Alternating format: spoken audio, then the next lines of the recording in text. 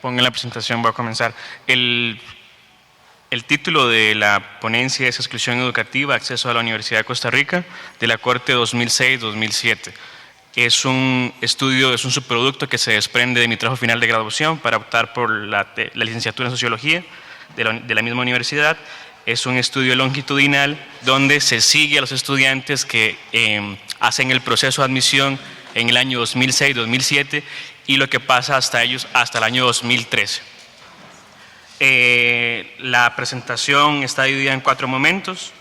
En un primer momento voy a hablar sobre datos sobre el campo de la educación universitaria en Costa Rica, tanto público como privado. En el segundo momento, el caso de la Universidad de Costa Rica durante el periodo 2007-2013 y la formulación del problema, hipótesis del trabajo como un tercer momento. Por último, la relación entre la desigualdad social y el acceso y la permanencia a la educación superior universitaria. Importante señalar que cuando hago referencia a educación superior universitaria, la educación superior me estoy refiriendo únicamente a la universitaria.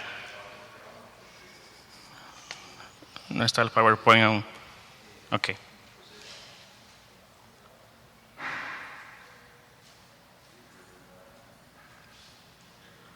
Bueno, para el año 2008 se da el primer informe del estado de la educación y en ello señalan que 1 de cada 5 universitarios viven en condición de pobreza, ¿no? En la cual, a partir de este estudio me surge la interrogante de estudiar cuáles son las personas que acceden a la educación superior y más que todo que acceden a la educación superior, quiénes permanecen en la misma. Cuáles son sus condiciones socioeconómicas, cuáles son las condiciones demográficas de estas personas. La presentación está al inferior a la derecha.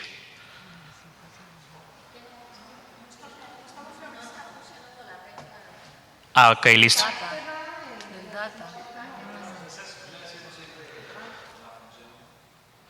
Ok.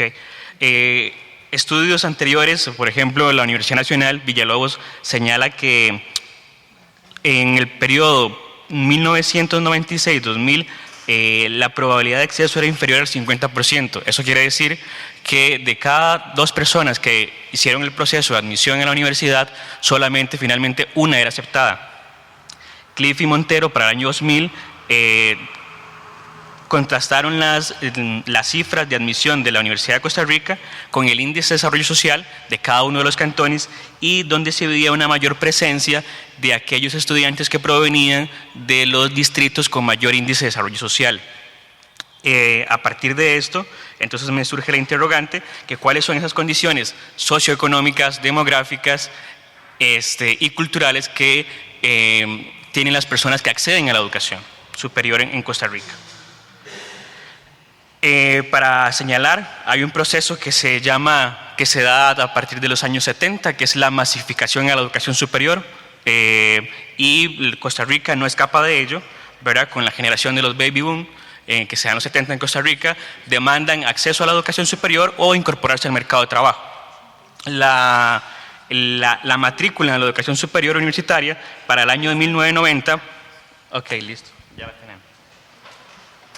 Esta era la parte complicada con los gráficos.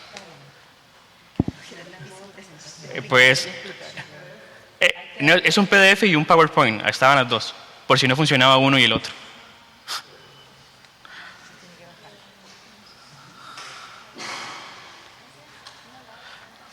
Ok, no hay problema, sigo a capela.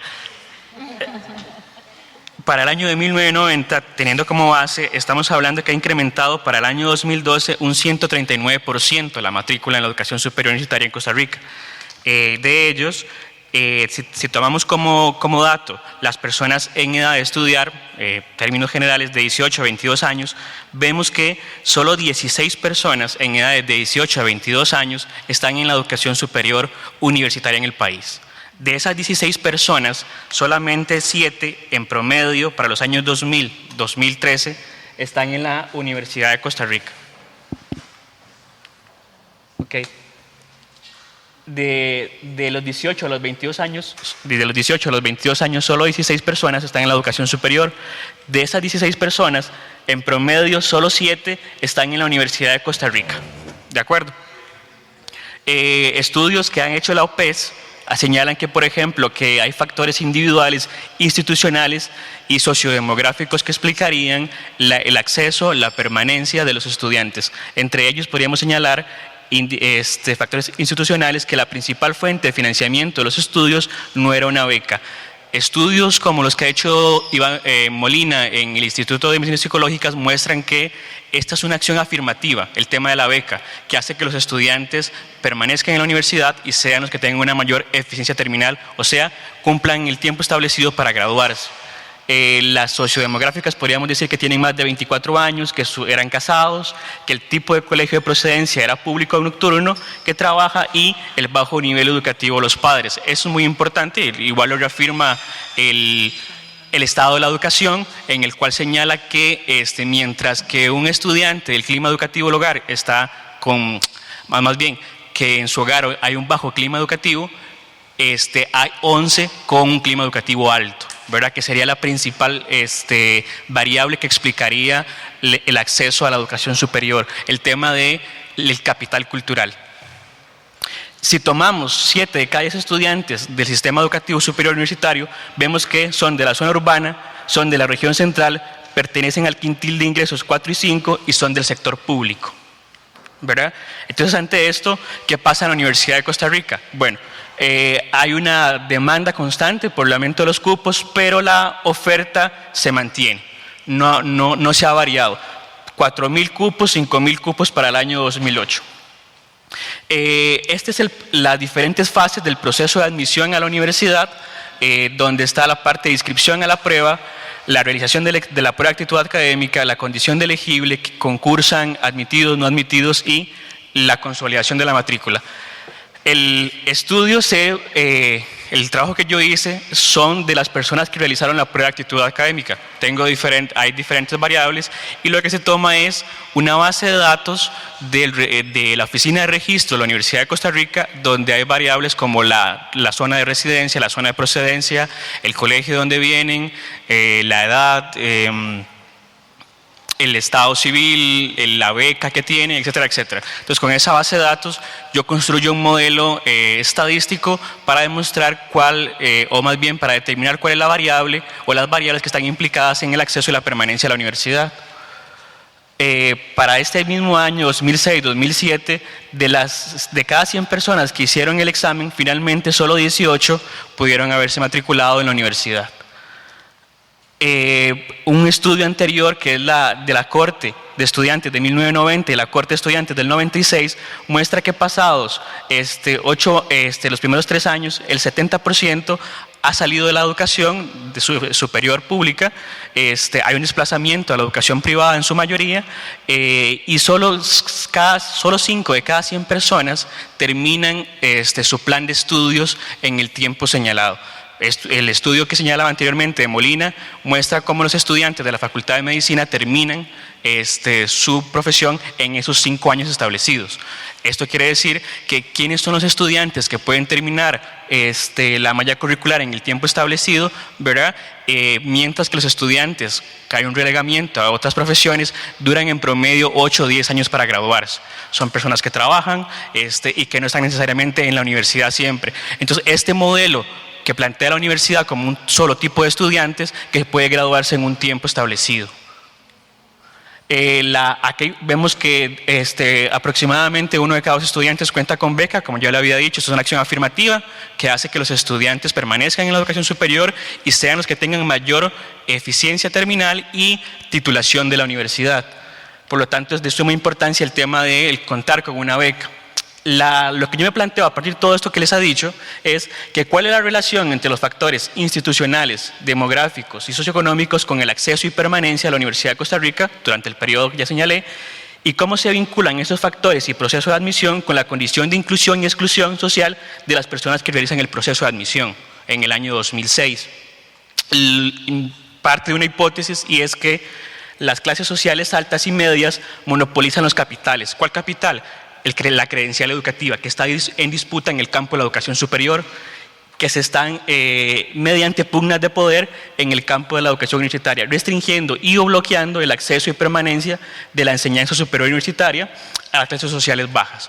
En resumen, lo que quiero decir es que partiendo de un referente teórico como es la discusión crítica de las desigualdades sociales, hay una disputa en el campo de la educación superior universitaria donde hay un proceso de monopolización de la credencial educativa. Y las clases sociales antes, mediante pugnas de poder, están monopolizando esa credencial educativa que posteriormente se ha incorporado al mercado de trabajo, ya que el mercado de trabajo reconoce títulos y no años de estudio. ¿Cómo entender la desigualdad social respecto al acceso y permanencia a la educación superior universitaria? Bueno, la exclusión social es la forma más extrema de la desigualdad social. Es un continuo donde la realidad no se manifiesta en términos duales, en la que existe un mundo de inclusión ajeno, independiente y opuesto a la exclusión, sino más bien que en ambos fenómenos constituyen los extremos de un continuo en el que la inclusión es precaria y la exclusión no es total. Estamos hablando de un continuum. Y puede haber inclusión social mediante el mercado de trabajo o la ciudadanía social. Estamos hablando de educación, estamos hablando de salud. ¿Verdad? ¿Cómo hay inclusión social mediante estas dos escalas, la escala de ciudadanía social y la escala de inserción laboral? Para ir finalizando, lo que yo me planteo es hacer un modelo de regresión logística binario, ¿verdad? Donde tengo una serie de variables, un índice de factores institucionales, demográficos, la clase social, el capital cultural y factores individuales, y cómo se relacionan estos con la superación de fases de acceso a la admisión, o sea, acceso, y la permanencia, el rendimiento académico, deserción y eficiencia terminal. Y la propuesta es que la clase social es la que determina el acceso, pero el capital cultural explicaría la permanencia en la educación superior. Esto es el resultado de un análisis multivariante, no voy a detallar, simplemente quería tener aquí, y el análisis multivariante, de esos 28.000 registros, se llama un análisis de clúster, él determina a partir de las variables como la región donde viven, el índice de desarrollo humano, el índice de desarrollo social, el índice de género, el colegio de procedencia, etcétera, etcétera. Él hace ese análisis y determina 3 grandes grupos: clase baja, clase media y clase alta. Ya tenemos la primera variable que yo construí, que es la clase social.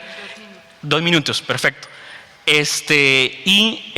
Ahora lo que hago es todas estas variables las hago correlaciones, pero en un nivel multivariante, o sea, todas funcionando al mismo tiempo, y con el estadístico de igual se determina que la variable que explica el acceso no es la región donde viven, no es la zona, no es el tipo de colegio, no es la nota de admisión a la universidad, sino que es la clase social, la que determina el acceso a la universidad, en este caso, que sería la variable explicativa. Entonces lo que estaríamos viendo aquí es un tema de reproducción social, ¿no? Cómo se reproducen, donde tenemos estudiantes que lo están homologando personas con distintos orígenes sociales y los ponen a competir mediante una preactitud académica que finalmente está restringiendo y bloqueando el acceso en contra de la voluntad de un grupo importante de personas. Por lo tanto, estaríamos hablando de desigualdad social en la medida en que se restringe o se bloquea el acceso y disfrute de este bien público, que sería la educación superior universitaria estatal en Costa Rica. Gracias.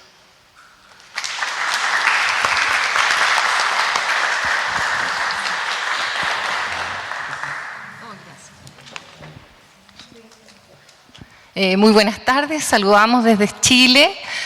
Nosotros somos 3 colegas que hemos venido para la ponencia del relato, una experiencia de mediación para reflexión pedagógica.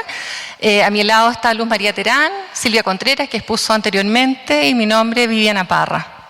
Nosotras venimos desde la Universidad Central de Chile, que es una universidad privada. Es una de las primeras universidades que se crea en Chile, pero recibe fondos públicos en la medida que se dan becas a los estudiantes. Es una modalidad, por lo que entendíamos, distinta a lo que conversábamos con algunas colegas de Costa Rica. Nosotras iniciamos dentro de la universidad en la carrera de educación diferencial, donde pertenecemos. Aprovechamos unos fondos públicos de un proyecto de mejoramiento de la educación superior, que es fondos públicos que se asignan para hacer investigaciones. ¿Dónde está? Ya, ok. Y se llama MESESUB, que es lo que, que estaba ahí. En este marco es que nosotros como carrera y como escuela, porque es más que la carrera de educación fin diferencial, tenemos diferentes programas también, nosotros decidimos que íbamos a trabajar la formación de formadores, es decir, trabajarlo en función de nosotros mismos como profesionales y académicos de la escuela. Y en eso dimos origen, también como facultad, a las comunidades de aprendizaje. Y en el caso de nosotros, trabajamos alrededor de 10 profesionales que tenemos jornada dentro de la escuela. Dejo con ustedes a Luz María para que les converse sobre lo que es lo empírico. Bueno, bien complicado ser las últimas porque casi toda la teoría se ha ido abordando y empezar a tratar de hacer todas las relaciones sería quedarnos toda la tarde aquí, pero parece que no tenemos toda la tarde. Ustedes me frenan si también hablo muy rápido. Yo tengo un beneficio, sí, yo soy boliviana de origen, así que hablo un poquito más claro que mis compañeras chilenas. Aprovechemos de... Bueno, como Viviana decía, este proyecto MESESUB que se sumergió en la universidad, que era un compromiso de la Facultad de Educación, nosotros lo concentramos, o la intención, como también señalaba Viviana, tiene que ver con la formación de formadores, ¿no? De futuros docentes. Cuando nosotros nos metimos en el tema del MESESUB y nos comprometimos con este objetivo de analizar cuáles son nuestras prácticas, ¿Qué somos los docentes en el aula? ¿Qué hacemos? ¿Cómo enseñamos? Fue una mirada que tratamos de hacer desde el punto de vista de lo que nosotros hablamos en educación especial. Nuestra carrera se plantea con un enfoque inclusivo y ese es un desafío. Un desafío porque si decimos que somos inclusivos, entonces ¿qué tanto nosotros proyectamos a nuestros estudiantes este enfoque inclusivo? Así partimos analizando de que efectivamente la educación, tal como dice Estrada, es un mundo más bien público, no es un tema privado, por lo tanto deberíamos compartirlo, compartir estas aulas. Hablemos al respecto de lo que hacemos o no hacemos en el aula. Así logramos construcción de significados en un mundo social y contextualizado. Esta construcción de significados estaría desde probablemente una mirada muy individual, pero también colectiva. No, y ahí Vygotsky evidentemente nos juega y nos tira para reflexionar. El relato entonces ha sido, como un poco comentó Silvia en la anterior ponencia, ¿verdad? Ella explicó muy claramente qué era el relato y las propiedades que tiene la narrativa cuando nosotros construimos significados. Y el relato entonces lo agarramos como un instrumento y nos atrevemos a decir, y esa es nuestra propuesta, un instrumento de mediación. Un instrumento de mediación que para esta comunidad de aprendizaje la entendimos después de que finalmente Viviana va a agarrar las conclusiones, así que me estoy adelantando un poquito. Vivi. Entonces, yo voy a relatar la experiencia, para no entrar tanto en el tema, sino les voy a contar qué es lo que ha pasado. Decidimos embarcarnos en esto, nos miramos los docentes y dijimos, a ver, ya. Busquemos el relato como un instrumento que nos va a permitir expresar qué pasa en el aula, qué sucede en las salas, ¿no? Entonces, cada docente tenía que llevar a una reunión colectiva su relato, ¿ya? De su clase, la experiencia de una clase. Entonces, yo cuento mi clase.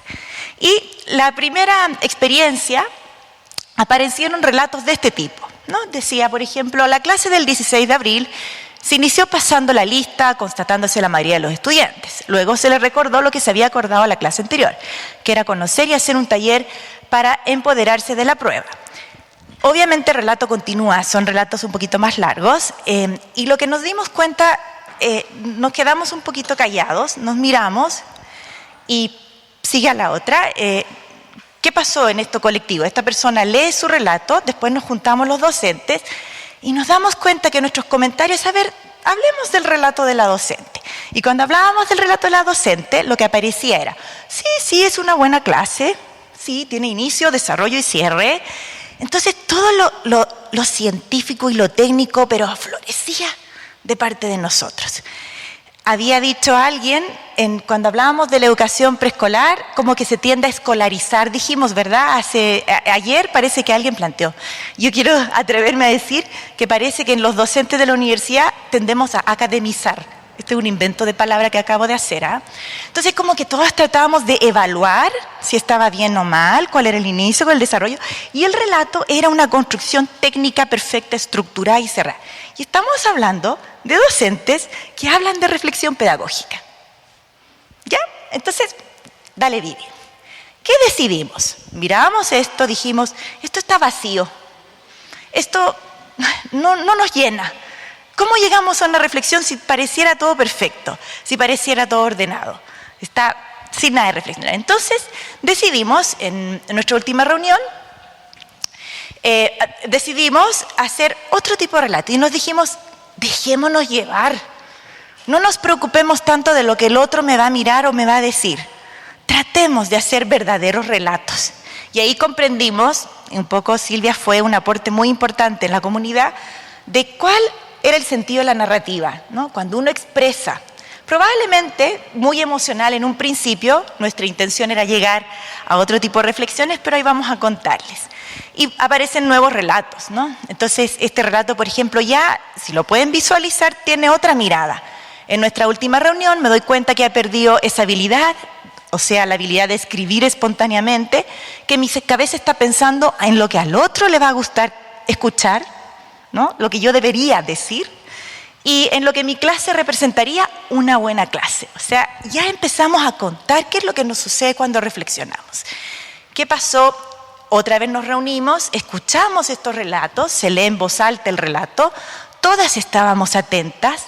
Una vez finalizada la lectura, hubo otro silencio entre los docentes, nos miramos las caras y notamos la diferencia y empezamos a intentar comprender lo que sucedió a la docente en ese momento, mientras contaba este relato. ¿Qué nos llamaba la atención de su experiencia? ¿Qué hay detrás de todo lo que intenta expresar esa docente? ¿Qué es lo que le sucede? Entonces, ya hay un vuelco, un pequeño cambio, ¿o no?, entre lo que pasaba al principio y lo que fue el vivir el relato ya como un instrumento de mediación.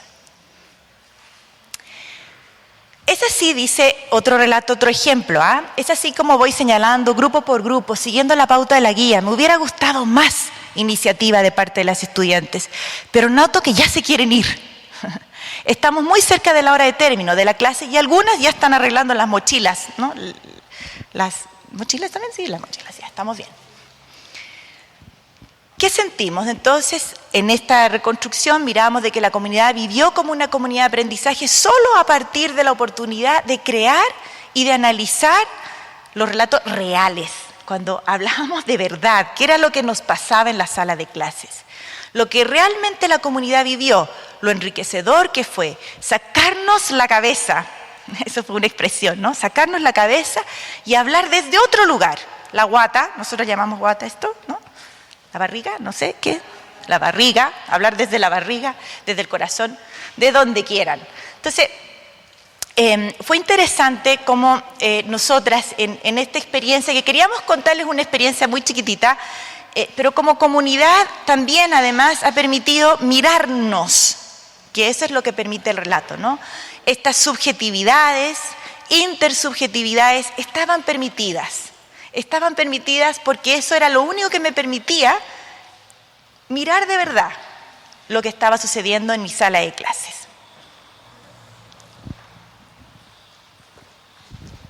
Y entonces, después de esta experiencia que tuvimos, que quiero expresar que para nosotras no fue fácil, porque fue en el fondo sacarnos como de alguna manera en el andar de todas esas experiencias, y por supuesto que es más largo, aquí lo hemos sintetizado, fue sacarnos como las barreras que teníamos personales, académicas, llamémosle mejor caretas, prejuicios, en fin, para poder resolver y llegar a estas conclusiones como una experiencia que la encontramos todavía muy valiosa y que nos ha servido para pensar en realizar más experiencias de esta. Fue el acuerdo unánime del equipo. Una de las conclusiones es que potenciamos la reflexibilidad, y no una reflexibilidad personal, no intrapersonal, sino que también interpersonal, con el otro, con los otros. Y eso creímos que era importante, porque a veces reflexionamos en pares, entre amigos, entre colegas más cercanos, pero no en los equipos colectivos diversos en los cuales participamos. Y estos espacios dedicados a leernos, a reinterpretar lo que está diciendo el otro desde las perspectivas de las creencias que tenemos cada uno de nosotros, de nuestros mismos prejuicios al respecto de lo que es la educación y cómo debería ser, en este caso, una clase de un académico, entre comillas, o docente universitario. Y resultó ser un diálogo bastante agradable en el andar. Yo creo que fue una cosa que fue madurando y que nos permite un diálogo agradable o amistoso o amigable, es que eso va provocando un mejor contacto y al mismo tiempo mejores relaciones interpersonales y el desarrollo de habilidades sociales también entre ese equipo de trabajo, que puede, porque tampoco voy a apostar en este momento, nosotros no hemos sacado esas conclusiones, puede ser que resulte un equipo colaborativo, de trabajo colaborativo de verdad. No solo un equipo de trabajo, sino que con todas las normas de un trabajo colaborativo. Por otro lado, permite relacionar en esta observación y en este relato de lo que ocurre con los estudiantes, es cómo me paro yo frente a los estudiantes, qué aprendo yo de los estudiantes, no solamente desde la mirada del docente. Y en eso, observando y comparando las reflexiones que hacíamos de los relatos y los comentarios de nuestros colegas, es mirar al estudiante para resignificar nuestra docencia. ¿Cuánto nosotros estamos entregando o supuestamente validando y que realmente a los chiquillos, en este caso, sea relevante para su aprendizaje y les sirva, sea significativo, relevante, lo recuerden? Me acordé de una de las ponencias sobre la memoria. Entonces, no se trata de la memoria, se trata de que sea algo significativo para la experiencia de vida y para su trabajo posterior, trabajo en prácticas o mientras se están formando en la docencia, pero que en el fin, en la finalidad sea realmente algo que releve el estudiante. Y en esto además, nosotros significamos mucho lo que es cuáles son los motivos, las actitudes, los valores, las creencias, como les mencionaba antes, los prejuicios, las presiones estructurales, porque nosotros como docentes también tenemos presiones, igual como ocurre en las escuelas. Nosotros tenemos que cumplir con programas, con calendarizaciones, no sé si se llaman de la misma manera, cronogramas, en fin, de trabajo, que a veces nos presionan también en que tenemos que cumplir en unos trayectos, ¿verdad? En cartas Gantt, no sé, con cualquier universidad, digamos, lo que estile, y eso también son presiones que a veces no nos dejan remirar al estudiante o los estudiantes en el colectivo y detenernos en esas reflexiones pedagógicas con ellos para resignificar esos aprendizajes. Por otro lado, nos legitimó, o nosotros sentimos así como equipo, las interpretaciones multifacéticas en torno a las responsabilidades académicas, que no solo recae en el profesor que está en el momento, tiene que ver con equipos colaborativos de trabajo.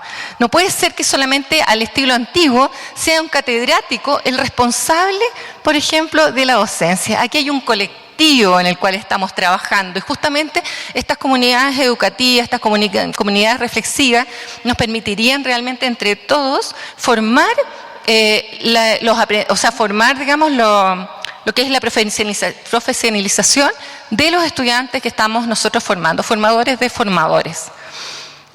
Por supuesto que eso trae riesgos con lo que pueden ser normativas de las universidades, normativas de los directivos o normativas incluso que también, como lo he escuchado algunos expositores, por ejemplo, el dispersarse, porque también uno se puede quedar detenido en algunos de los elementos que encuentra relevantes con los estudiantes porque ellos lo señalan.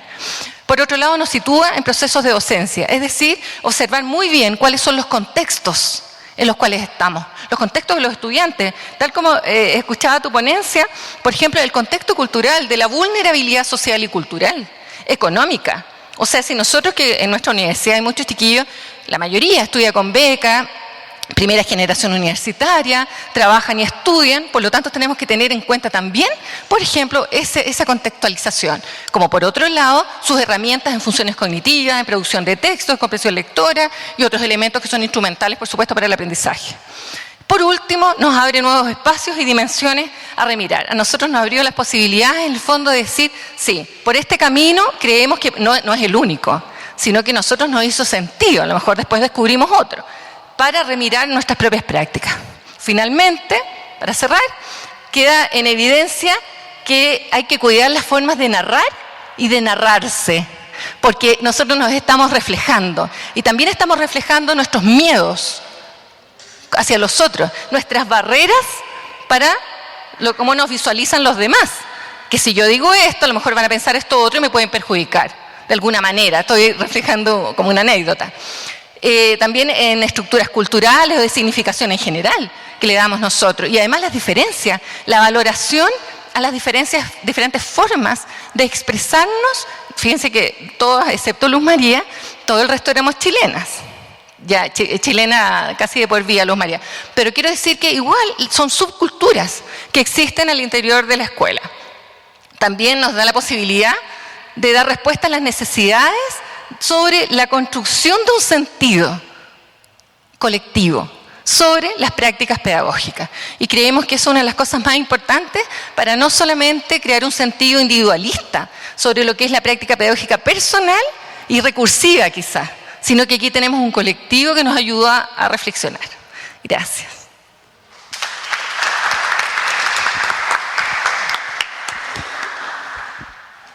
Muchas gracias a Luz María y Viviana, que nos acompañan desde Chile, ¿verdad?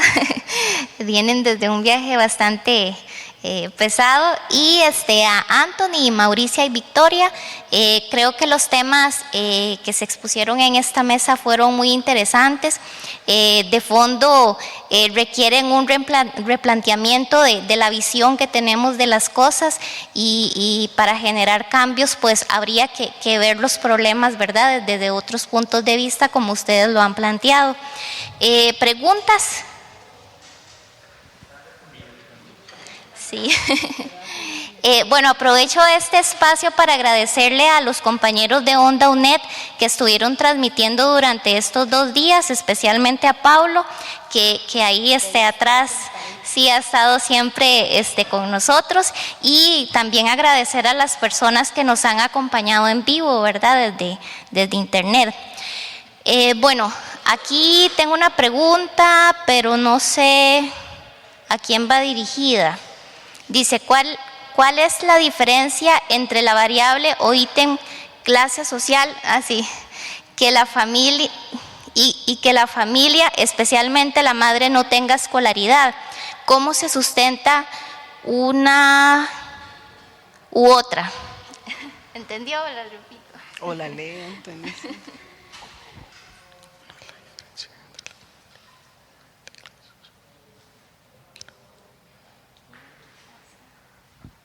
Ok, el tema de la diferencia radica en que la clase social como tal es un constructo metodológico. No el concepto de la clase social, sino la variable clase social dentro del modelo logístico, ya que es una reformulación de la variable a partir de otras variables, que se hace mediante un modelo, una técnica estadística multivariante que se llama análisis de clúster, que son análisis de puntos donde se concentran y ahí se construyen, y uno puede ver, por ejemplo, en los índices de desarrollo humano, el índice de desarrollo social, que son inferiores a 4, son personas que no fueron admitidas a la universidad, son personas del área rural, y ahí uno puede ir construyendo de forma inductiva el tema de la clase social a partir de un análisis de clúster. ¿Cómo se relaciona esto con el tema de la escolaridad de la madre? Bueno, esto ya lo han demostrado el estado de la educación, por ejemplo, donde las personas que sus padres y su madre tienen algún grado de educación superior, tienen 7 veces más probabilidades de ingresar a la universidad de aquellos que no lo tienen. Ok, cuando usted señala en su investigación que es la clase social la que marca diferencia en tanto posibilidad o no de acceder a la educación, usted se refiere en realidad a estrato social. Esto hace así adrede. ¿Por qué utilizar clase social en el lugar de estrato social? Los estratos sociales a lo largo de la historia tienen que ver con formas de organización social, y el estrato social una de las formas de estrato social en el capitalismo se llama clase social. Estrato social también fueron las formas de el esclavismo. Otro estrato social es el tema del feudalismo, del siervo de la gleba, el señor feudal. Entonces, clase social es una forma de estrato social, no es lo mismo estrato social y clase social. La clase social es una forma de estrato social de la modernidad. ¿Por qué utilizar el concepto de clase social? Bueno, se retoma el tema de clases sociales porque la discusión teórica actual sobre la forma crítica de entender el tema de la desigualdad es que la desigualdad no solamente se da entre individuos, entre pares categóricos y principalmente entre clases sociales. Entonces un replanteamiento que hacen posiciones neomarxistas como Eric Olin Wright, Dahrendorf, y se retoma esa discusión teórica y que se introduce en América Latina, y lo ha hecho el doctor Juan Pablo Pérez Sainz, el doctor Maynor Mora, para discutir el tema de las desigualdades sociales, principalmente el tema de desigualdades sociales de ingreso, donde hay un acaparamiento por parte de una clase sobre la otra. La última pregunta que tengo acá: ¿cree que pasa el ingreso condicionado por clase social en la Universidad Nacional o el TEC? Aquí es importante mencionar que, por ejemplo, que solo hice el estudio en la Universidad de Costa Rica. Duré un año y medio peleando con la universidad para que me diera los datos, ¿verdad? Antes de pedírselos que se los dieran a Alejandro, el periodista de La Nación, yo los había solicitado 6 meses antes y no me los habían dado. Pasaron 70 cartas para que la universidad me diera esos datos, ¿verdad? Un año y medio completo para que la universidad me diera los datos sobre el acceso a la universidad. Entonces solo tuve tiempo para hacer la Universidad Nacional. Me hubiese encantado hacer sobre las diferentes universidades para hablar de la educación superior universal estatal. Solo tuve tiempo de hacerlo de la Universidad de Costa Rica.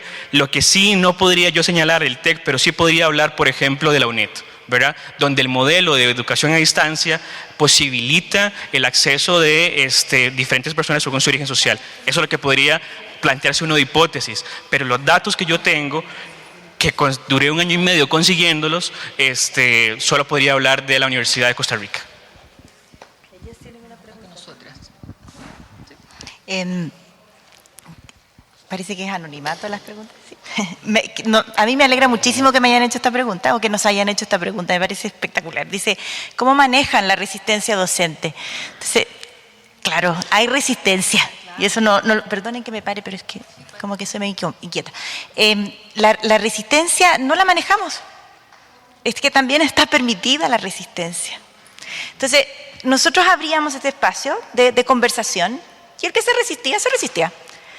Pero de alguna manera, cuando fluía en la segunda instancia el relato, no en la primera de hecho presentó más resistencia que la segunda, cuando ya fluía el tema del relato, las resistencias se soltaban y en el discurso, porque el colectivo, ahí se abrían las posibilidades y todos opinábamos y todos conversábamos.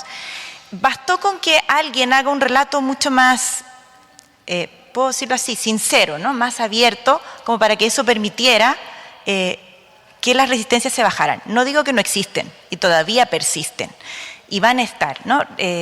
Por eso mismo, academizar, ¿no? Docente que está en perfectas condiciones y con las chalitas bonitas y con todo, de alguna manera se desestructura, se quiebra.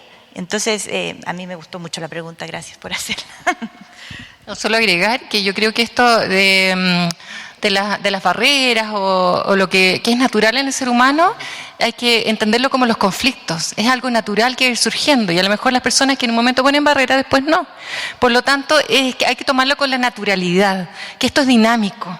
Entonces, en la medida que uno lo entiende así, se van sumando, algunos se irán restando, pero podemos seguir con ese dinamismo. Yo tengo 2 preguntas aquí en mis manos. Una que dice, ¿qué diferencia hay entre transdisciplinariedad y el diálogo de saberes? ¿Qué implicaciones tiene optar por usar uno o el otro, digamos, ¿verdad? Entonces, el diálogo de saberes se da cuando hay diferentes niveles de realidad. en ese momento hay diálogo de saberes.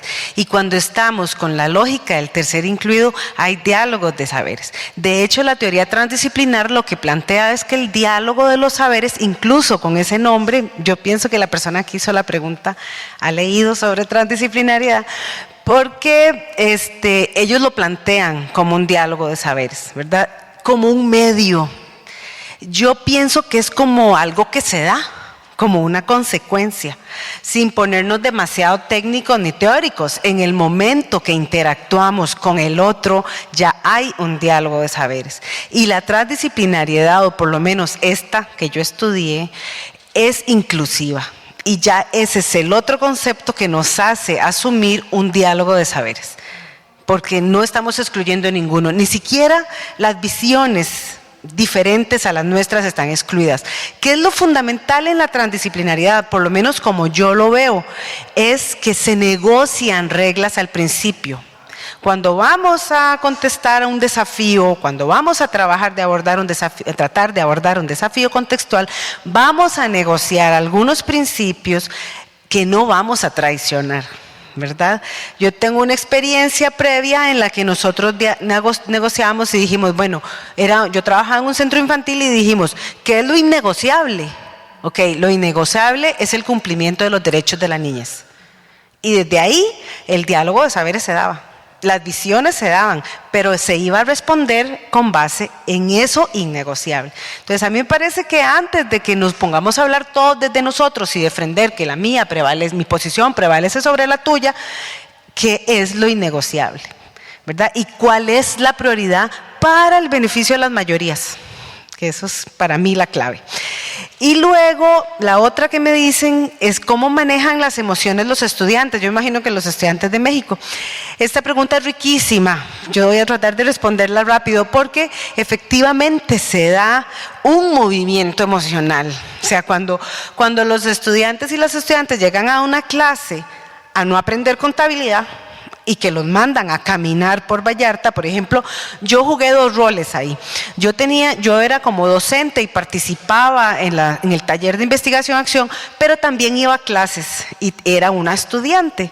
Entonces yo me relacionaba con las estudiantes y los estudiantes como una de ellas. Entonces yo hacía las actividades y participaba del taller. Entonces tuvimos que agarrar un bus, bajarnos en tal localidad, caminar por la localidad, hablar con la gente de la localidad, y eso los sacudía, porque fue efectivamente romper el paradigma de deme el conocimiento y lo repito en un examen. Y eso generaba, digamos, rompimiento de esquemas. Había mucho espacio para comunicar eso. Yo creo que esa es la clave, ¿verdad? En ese diálogo de saberes se hacía preguntas acerca de qué sentíamos. Y bueno, lo innegociable. Lo innegociable era que la transdisciplinariedad les iba a ayudar a ser mejores profesionales e iban a estar mejor preparados para responder a ese contexto que es transdisciplinar de por sí y que ha sido transdisciplinar toda la vida. Entonces, a veces algunos me decían a mí, yo no sé para qué hacemos esta tontera, ¿verdad?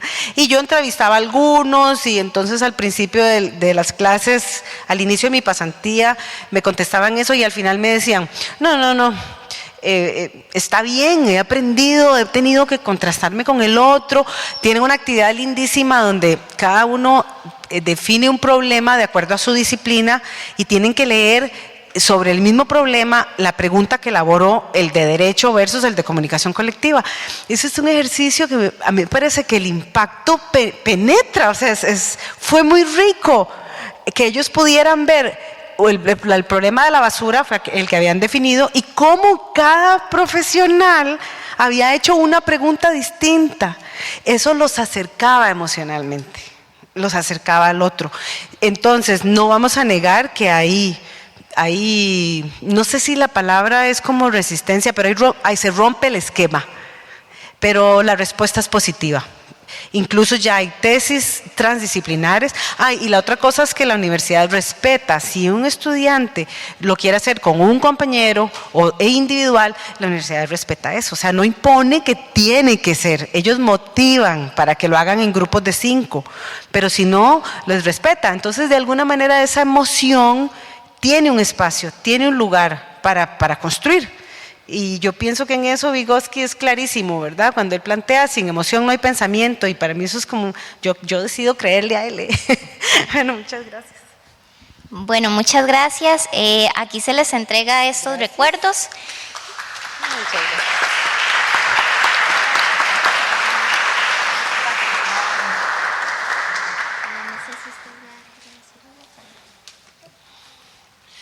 Solamente quería de nuevo agradecer a las personas que están aquí, pedirles por favor que llenen la evaluación que está en la carpeta e invitar ahora a Wanda Rodríguez y a Ricardo Vaquero para el cierre de la actividad.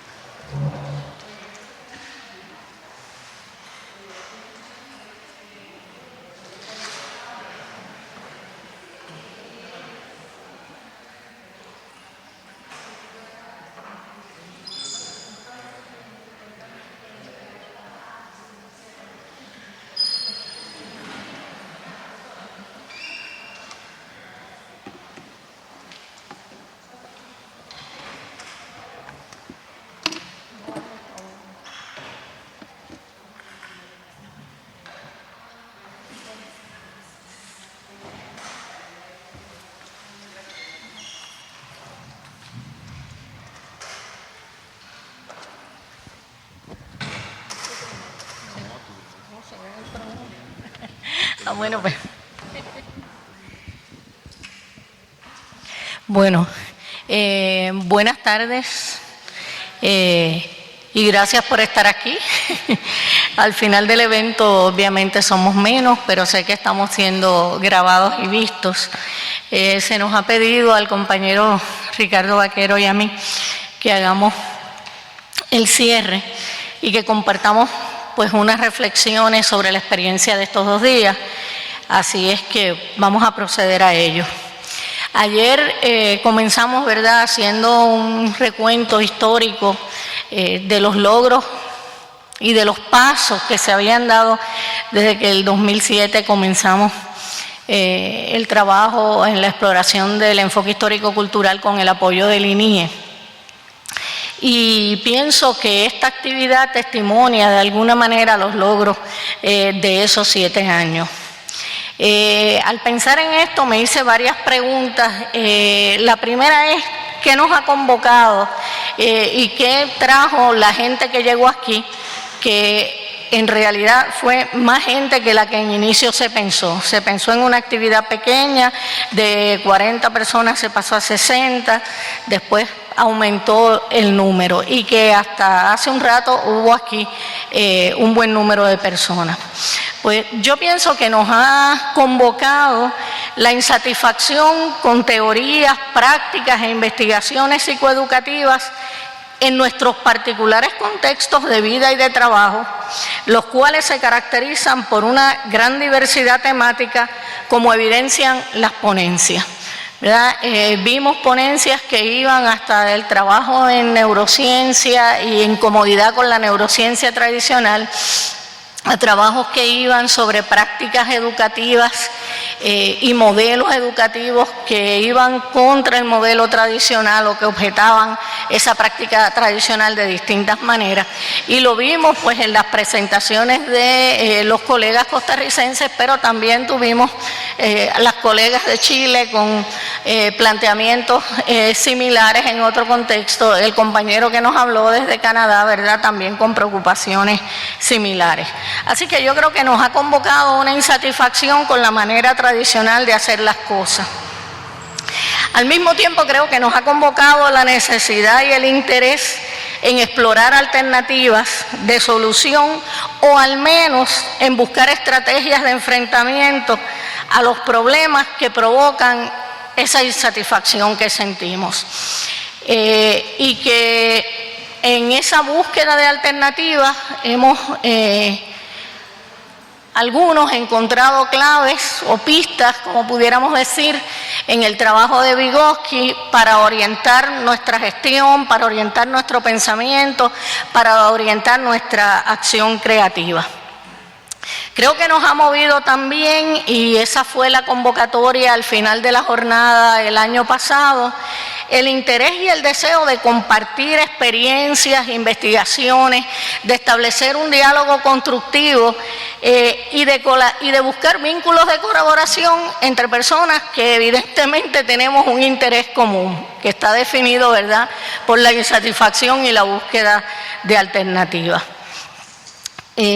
Así es que pienso que en este intercambio hemos buscado apoyos. Las compañeras hablaban de comunidades de aprendizaje. Yo creo que el sentido de comunidad, el sentido de que el esfuerzo sea no solo de uno solo, sino de varios, y de sentirnos acompañados en esto, es importante. Pues, ¿qué quisiera destacar de esta experiencia, más allá de estas reflexiones sobre lo que nos convocan? Que entiendo que debemos pensar este momento o este proceso como un proceso de aprendizaje permanente, de construcción continua y de deconstrucción en el camino. Y que para mí esto implica por lo menos cuatro dimensiones, algunas más manifiestas que otras en todo lo que hemos visto. Una de autogestión. Pues mucha gente se acerca, cuando iniciamos este proceso mucha gente decía no hay suficiente literatura, en la facultad donde me he formado, donde me forman, pues no me han hablado del enfoque histórico-cultural, no me han mencionado a Vygotsky, es la primera vez que yo oigo hablar de esto.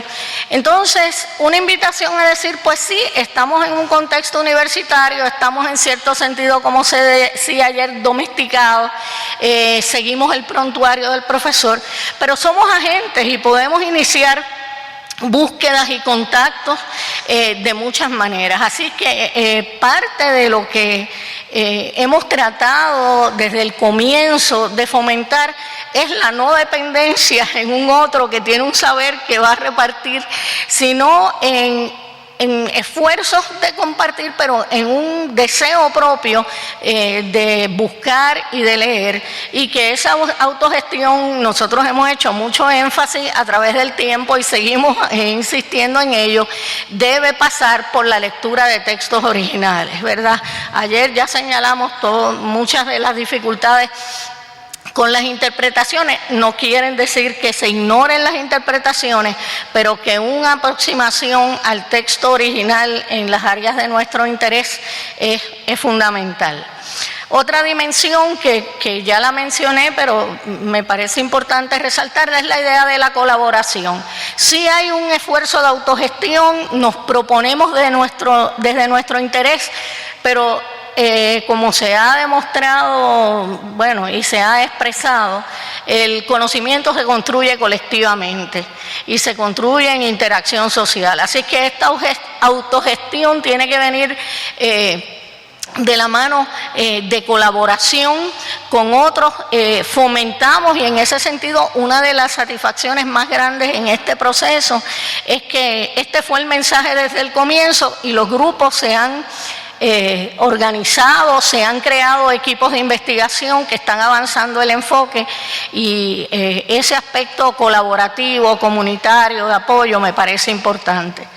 También el acompañamiento, ¿verdad? Porque siendo que se inicia o se ha iniciado recientemente el estudio y la profundización en el modelo, pues ciertamente hace falta o se valora un acompañamiento en ese proceso y ahí reconocer pues que hay niveles. Yo creo que eso ha resultado evidente en los trabajos. Hay personas que han leído más, que han trabajado más el modelo y hay personas que se están iniciando.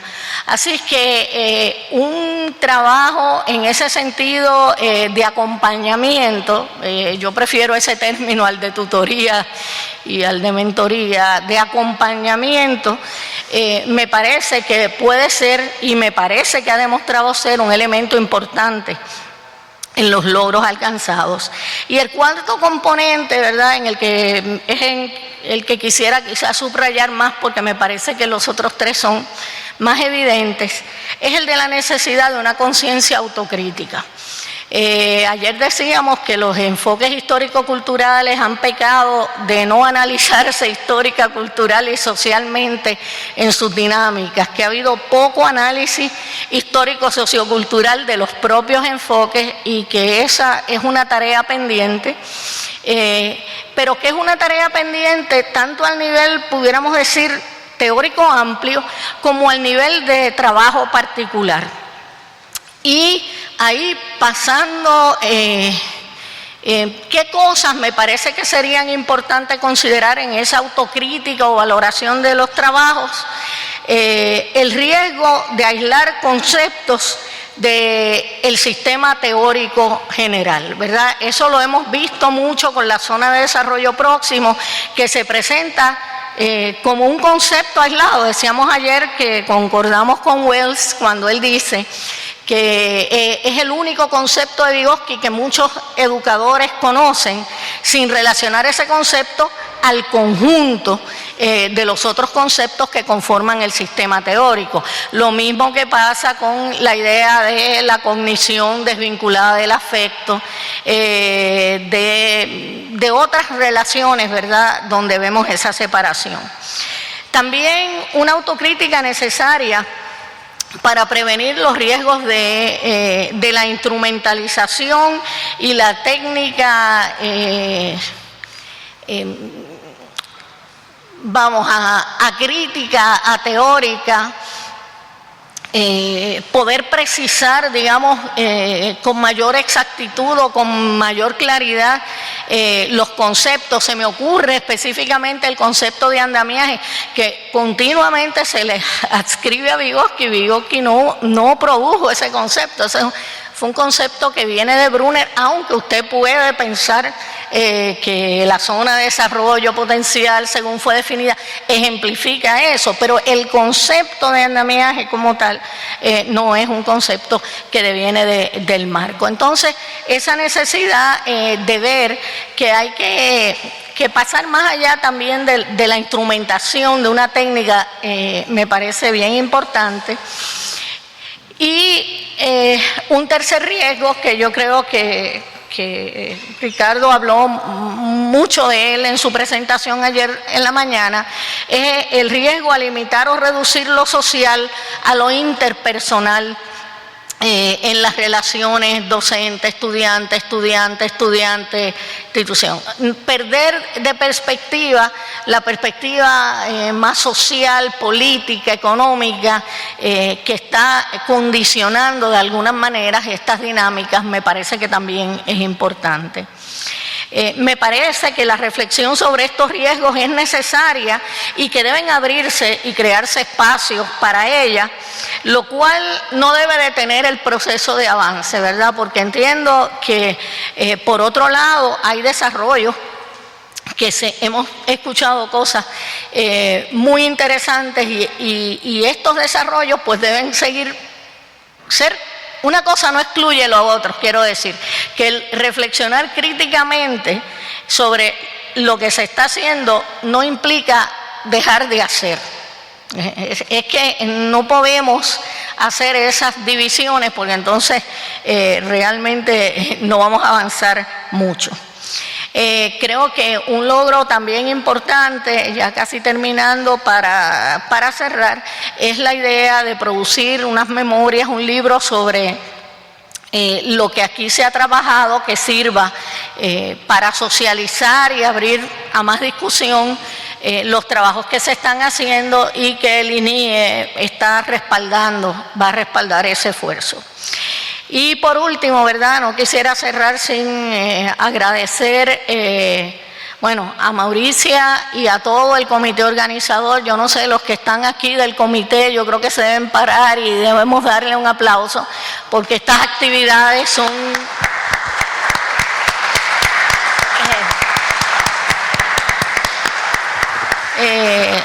lo sabemos, muy demandantes, así es que nuestras gracias a Mauricia por haber liderado este esfuerzo, a todos los miembros del comité organizador y a los asistentes que han sido también militantes en el esfuerzo, y a la señora intérprete que está con nosotros desde ayer también trabajando arduamente.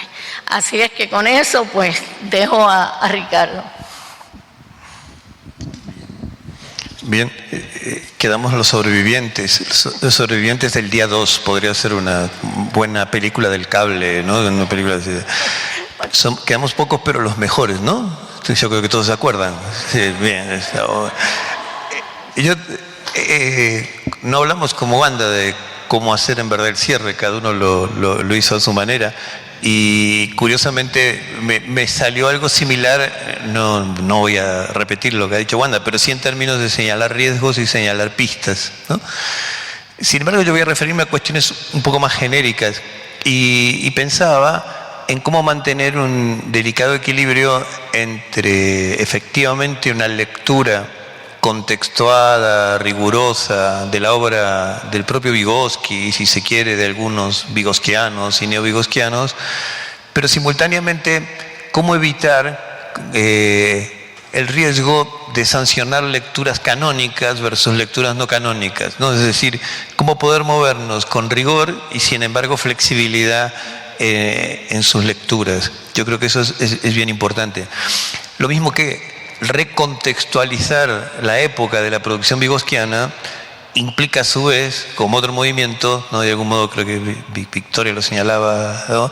Contextualizar también nuestra época, ¿no? O sea, los dos movimientos, ¿no? Justamente, es decir, para comprender bien la naturaleza del origen, las tensiones que lo originaron, y probablemente si estamos hablando de él es porque rebalsó las tensiones de su época, pero simultáneamente hacernos cargo de nuestras cuestiones de época. Y yo creo que el encuentro estuvo permanentemente planteando ese tipo de cuestiones. Tal vez cuando yo hablaba, ante una de las preguntas también que creo que también era de Victoria, porque hablaba yo de enfoques socioculturales en plural, y porque de hecho creo que hay una diversidad de enfoques dentro de esto que podemos llamar las consecuencias de la obra vygotsquiana.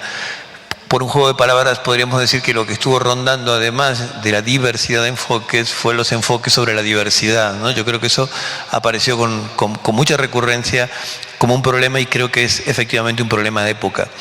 Tal vez una aclaración que pueda valer con respecto a lo que había sido también mi charla introductoria es que cómo aparece con recurrencia, aunque tuvimos escasas intervenciones ligadas a lo no educativo, ¿no? Como a lo clínico, además, me dio gusto ver por un lado la amplitud, ¿no? Hablamos de experiencias desde el preescolar hasta la educación superior, digamos, ¿no? En donde podíamos tener cierta clave en el análisis emparentada de estos enfoques, por un lado. Y por otro, quisiera aclarar una cuestión de términos que me lo hizo notar alguien dialogando en los pasillos, que cuando yo refería a lo escolar, refería en general al formato escolar académico, independientemente de su nivel. Y por eso la recurrencia que uno encontraría prácticamente desde el kinder hasta la educación superior, por lo menos en términos de formación de subjetividad, ¿no? Sobre todo, ¿qué implica la posición de alumno, esta posición ligada al infante moderno, que curiosamente, a pesar de lo que nos quiso decir la psicología evolutiva biologista, esa posición de infante-alumno no tiene que ver con la edad, sino que tiene que ver con una posición dentro de un dispositivo, ¿no? En el sentido de una posición de heteronomía, de la cual es muy difícil salir y escapar, y por eso creo que sigue en nuestra agenda con tanta virulencia el problema de la autonomía y la crítica a fomentar. Pistas que yo encontré en los trabajos, yo creo que son pistas que atendieron a por lo menos 3 cuestiones que hacen a esta crisis de lo escolar. Yo creo que, y espero que se haya entendido, lo escolar para mí es un analizador de las prácticas educativas modernas en general. O sea, lo escolar como formato, el formato graduado, simultáneo, la obligatoriedad, la currícula sistematizada, la regulación minuciosa de espacios y tiempos.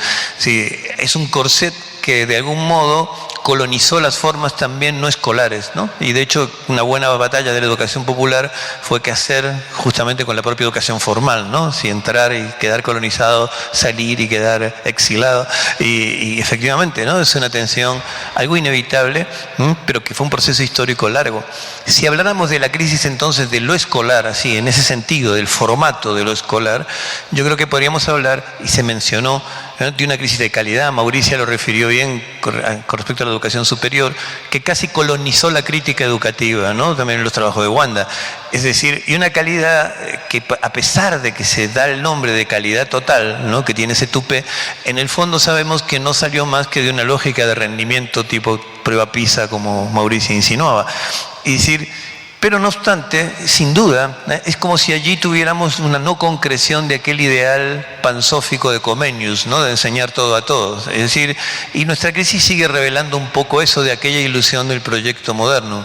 De algún modo, la crisis de rendimiento es el que no logramos enseñar todo, ¿no? Eso está claro, ¿no? Bien, y es cierto que hay tarea para hacer allí, aunque no podamos pensar que estratégicamente no sea la más fundamental o demás, pero hay también urgencias a atender porque estamos teniendo muy pobres rendimientos, ¿no?, con muchos de nuestros estudiantes, muchos de nuestros alumnos y sobre todo de sectores populares. Y eso es bien grave, sobre todo por las distribuciones de capital y demás. Con lo cual se nos suman tareas, eso es lo que quiero decir, ¿no? O sea, esa es una tarea que uno podría considerar, bueno, pero se puede llegar a confundir con una tarea más técnico-instrumental de algún modo. Sí, no lo es, en verdad, es profundamente política, pero además lograr destrabarla o resolverla, y hubo varias ponencias en ese sentido, ojalá, ¿no? Ojalá lo lográramos. Yo creo que hay una segunda crisis a la de calidad, que es una crisis, llamémosla, de inclusión, ¿no?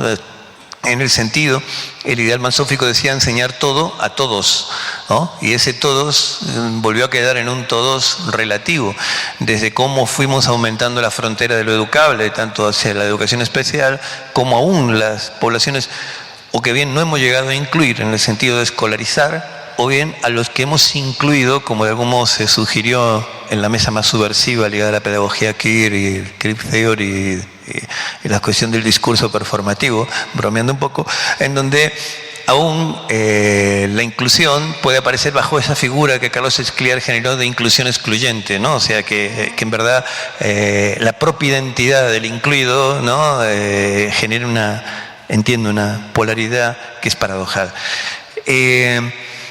Yo me arriesgaría a decir que hay una tercera, aunque estoy cerrando, pero para hacer un cierre de 1 hora y media, pero estoy cerrando.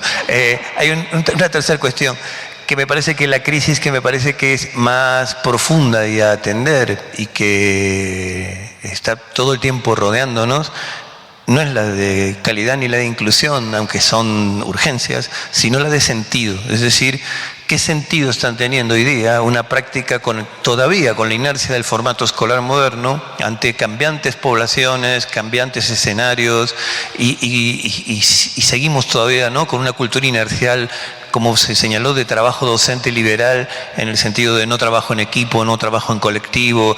O sea, tenemos que señalar como experiencias excepcionales aquellas que harían a una práctica antropológicamente habitual en cualquier cultura, y la nuestra perpetró esta aberración del formato escolar, a mi juicio, ¿no? Perdonen. O sea, ya no van a decir que no digo lo que yo pienso realmente. Creo que en ese sentido tuvimos muchas pistas acerca de cómo acercarnos a generar sentidos, comprender sentidos, construir sentidos sobre lo escolar, y que es una tarea inevitable, inevitable como como cuestión de época. Y aparecieron varias pistas, aparecieron dar la voz a los estudiantes, también apareció dar la voz a los docentes. En el último trabajo de las colegas de Chile hablaban de dar la voz genuinamente, ¿no? Invitar realmente a dialogar, pero aparecieron otros trabajos. Recuperar diversos sentidos de la experiencia, también allí iba mi pregunta críptica a la mesa donde se había trabajado la cuestión de la educación musical con Yamilet, con la educación por el arte o la pedagogía teatral que también nos había acercado el colega, y que mi pregunta en verdad fue impertinente y demasiado críptica, tanto por la letra que no se entendía como por qué quería preguntar, pero apuntaba precisamente a esto, a decir, esas son experiencias, la de juego es más claro y clásico en su trabajo, que tienen sentido en sí mismas, ¿no? Mientras que la experiencia escolar nos cuesta enormemente pensarlo como una experiencia que no sea solo instrumental. Pero en un contexto de tanta incertidumbre, donde para muchos de nuestros alumnos de sectores populares el futuro es realmente nebuloso, o como decían en las barriadas del conurbano, siguiendo un grupo que era Los Redondos de Ricota, así se llamaba, un grupo de rock, ante una poesía muy sutil, había grafitis que decían, el futuro ya llegó. Y es un palo, ¿no? Es decir, es un castigo. O sea, era una lección enorme, se comprende. Es como diciendo, ¿para qué futuro me está usted formando? Fórmeme para un presente, ¿no? O sea, fórmeme como para enfrentar esto y en todo caso para construir un futuro. Pero no me venda, ¿no?, supuestas herramientas para un futuro que en verdad desconocemos. Bien, por último, creo que se señaló, y de nuevo en la mesa más subversiva, pero ya en otras anteriores, el papel performativo que está jugando el lenguaje, y también se ha señalado el papel performativo que juegan las prácticas. Ahí volvió a aparecer mi corazón Foucaultiano. Y pensaba que efectivamente son productoras de identidad, y también en ese sentido, como decía Roland Barthes, ¿no?, así como el lenguaje es fascista porque nos encierra en su trama, bueno, pero también nos permite un juego limitado, pero un juego al fin, ¿no?, en la medida en que lo recreemos, en que estemos atentos, como se nos pedía, a los efectos de sentido que esto tiene.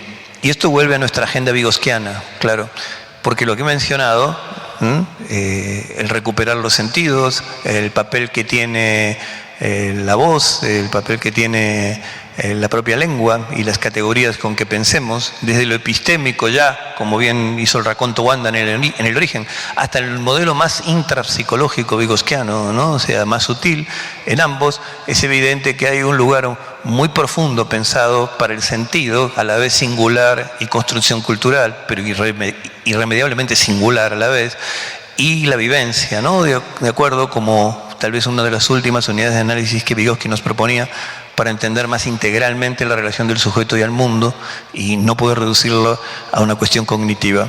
Por último, una sola reflexión que se me vino a la mente, y hoy hablando con Victoria, que me ofició de lazarillo administrativo, que es cómo construir, tal vez sea el desafío, sentidos no utilitarios para lo escolar, ¿no?, sentidos genuinos. De algún modo era la reflexión también de Mauricia a propósito de la pedagogía universitaria. O sea, decía, ¿qué sentidos construir? Y ese sentido está muy ligado a qué tipo de experiencia logremos promover o generar en los sujetos. Y recordaba, y decía, yo charlaba con Victoria, el análisis que Agamben, el filósofo George Agamben, hacía de las diferencias que había tenido, por ejemplo, el consumo de drogas en los 70 y actualmente, ¿no? Y decía, tal vez en los años 70, con el pop y la psicodelia, la droga había aparecido como una exaltación de la experiencia, se comprende, como algo de llevar, enaltecer, llevarla a los límites, explorarla, ¿no? O sea, pero vivirla, ¿no?, vivirla plenamente. Por supuesto, ¿no? Luego están las biografías en que eso termina no siempre bien. Pero contemporáneamente el fenómeno que le da sentido, dice, es el inverso, dice Agamben, ¿no? O sea, en este momento la droga está ocupando hegemónicamente, por desgracia, el lugar de evitar la experiencia, ¿no? Es decir, o de admitir que no hay lugar para la experiencia, ¿se entiende? De que no se sabe cómo construir experiencia. Es una experiencia que la propia lengua debería darle un sentido, como bien apareció en algunas de las presentaciones. Y Agamben nos invita a algo que yo nunca olvido, que es cuidado, mucho cuidado, ¿no? Con el cinismo que puede llegar a tener una generación adulta en el sentido de la generación responsable, la de Arendt, ¿no? La que le da la bienvenida supuestamente a los recién llegados, en que mucho cuidado, porque tendemos, y sobre todo con los sectores más vulnerables y de pobreza, a reprocharles la imposibilidad de hacer experiencia cuando probablemente hayamos sido las generaciones adultas la que hayamos destruido por lo menos la idea de una experiencia en su forma convencional, ¿no? Y deberíamos ayudar a inventar una alternativa. Bueno, yo realmente estoy muy agradecido porque se me haya invitado y he disfrutado y aprendido mucho de esto, así que gracias Mauricio y demás. Gracias.